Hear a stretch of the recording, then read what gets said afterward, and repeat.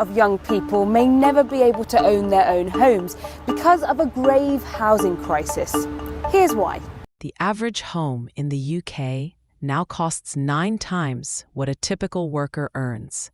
The last time property was this unaffordable, Queen Victoria was still on the throne. Nearly 150 years later, Britain stands at a similar crossroads. Only this time, the warning signs are far more severe. Owning a home was once a simple milestone in British life. Today, it feels like a fading dream slipping beyond reach. Young families are being priced out, renters feel trapped, and every year the crisis tightens its grip. But this is no longer just a housing problem. Economists now describe it as a slow-moving time bomb, one that threatens the entire UK economy. And if it detonates, it could reshape everything we think we know about British housing. So how did the UK reach this breaking point? The answer is darker and far more deliberate than most people realize. As of March 2025, house prices jumped again, rising 6.4% in a single year. That pushed the average UK home to £271,000, according to official government data. In London, the number was more than double, £552,000. But the real shock lies in the widening gap between wages and housing. In the late 1990s, the average home cost around £59,000, roughly 3 times the average salary. Today, that ratio has exploded, leaving first-time buyers with almost no chance of catching up. And rents? They've become their own crisis. A basic flat in London now costs over £2,100 a month. For someone earning the median UK salary, £34,900, that means over 70% of their take-home pay disappears instantly, just to keep a roof overhead. Housing has become Britain's most crushing expense, and it's only one part of the approaching storm. Rising rents are only the first signal of a system under strain. The next comes from mortgages. When the Bank of England lifted its base rate from 0.1% in 2021 to 5.25% by mid-2023, it triggered a shockwave across the country. Thousands of homeowners who locked in ultra-low pandemic rates suddenly found themselves at the mercy of the new market. Monthly payments that were once £900 jumped to £1,400 or more. Some families simply couldn't cope. And while inflation ate into household budgets, another force quietly entered the battlefield, one far larger than any individual landlord or small-time investor. A new power began reshaping the entire housing landscape, using the crisis as fuel. Corporate landlords, not investors with a handful of properties, but global financial giants with billions to spend and an appetite for something the public will always need: shelter. These corporations aren't playing the same game as ordinary buyers. They operate with bottomless credit, endless patience, and one simple strategy: buy everything they can. In 2024, reports revealed something astonishing. Lloyds Banking Group was preparing to become the largest landlord in the UK. And they're not alone.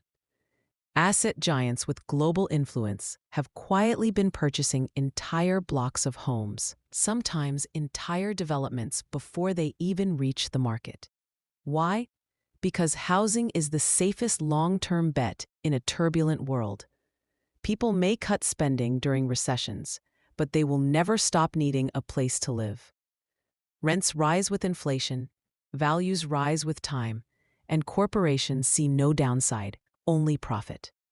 Meanwhile, ordinary families are being pushed out of the market they once had a fair chance of joining. As corporations tighten their grip, anger across the UK continues to rise. People are asking questions no government seems willing to answer. Why should a basic human necessity become a profit engine for the world's biggest financial institutions?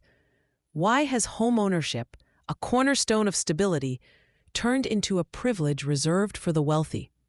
But to understand how we arrived here, we need to step back, because this crisis didn't begin last year or even last decade. The roots of the UK's housing disaster stretch back more than 40 years to a political experiment that reshaped the nation, dismantled millions of affordable homes, and set the stage for the crisis we live in today.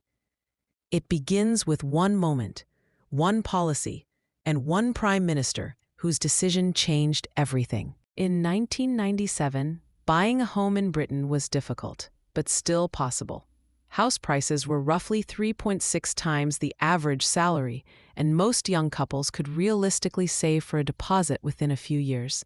Nearly 59% of people aged 25 to 34 owned their home. But as the years passed, something shifted. A quiet drift became a widening gulf. Salaries crawled upward, but house prices surged like a runaway train.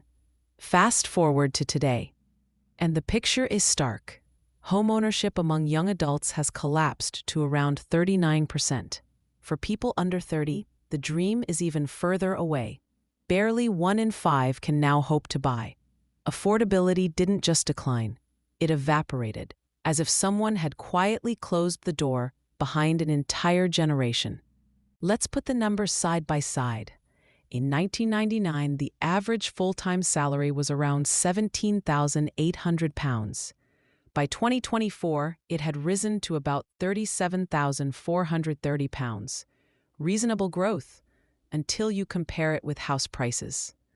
Homes jumped from roughly £77,000 in the early 2000s to nearly £273,000 by 2025. That's not growth. That's an explosion. Saving for a deposit now feels like chasing a horizon that moves faster every year. In London, a modest home in zones 2 or 3 costs around £600,000. A deposit alone can exceed £60,000, more than many people earn in an entire year. According to the BBC, up to a third of millennials may end up renting for life, not by choice, but by necessity.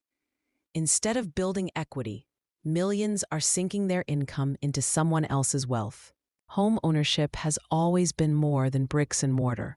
It represents safety, dignity, and a foothold in society. It encourages families to put down roots, invest in their communities, and build a future. But when ownership becomes unattainable, everything shifts. People move more often, start families later, feel less connected. A subtle tension enters society, the feeling that no matter how hard you work, stability stays just out of reach. So how did Britain drift so far from the vision of a property-owning democracy? To answer that, we must return to a moment in the 1980s, a moment when a radical policy reshaped the trajectory of UK housing. A policy celebrated at the time, yet devastating in the long run. In the late 1970s and early 80s, the UK had one of the most balanced housing systems in the Western world. Millions lived in council houses, publicly owned homes that weren't just for the poor, but for working and middle-class families too. Rents were stable. Supply was growing. Between 1959 and 1988, Britain built more than 7.5 million new homes. Then, in 1979, Margaret Thatcher introduced a policy that promised empowerment, right to buy. It allowed council tenants to purchase their homes at significant discounts, sometimes up to half the market price. It was wildly popular, and for many families, life-changing. But beneath the celebration, a silent crisis was forming. Right to buy wasn't the problem. The problem was what came after. Those homes were sold, but never replaced. Councils were forbidden from using the money to build new properties. Instead, the funds were diverted to reduce national debt. The result? A sudden and catastrophic collapse in affordable housing supply. In 1977, councils built roughly 120,000 homes. By 1997, that number wasn't halved or quartered. It had fallen to just 1,400. At the same time, rent controls were dismantled, and mortgage lending was deregulated. Banks were encouraged to push bigger loans, fueling the first major housing boom. A new era had begun, one where the UK built too little, borrowed too much, and set in motion a crisis that would echo for decades. Today, Britain lives with the consequences of those decisions. For nearly 4 decades, the country has failed to build the homes it desperately needs.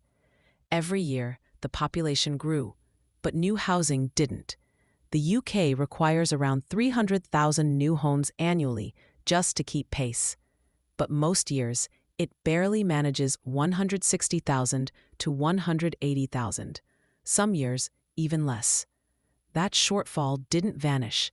It accumulated, layer by layer, like pressure building beneath a fault line.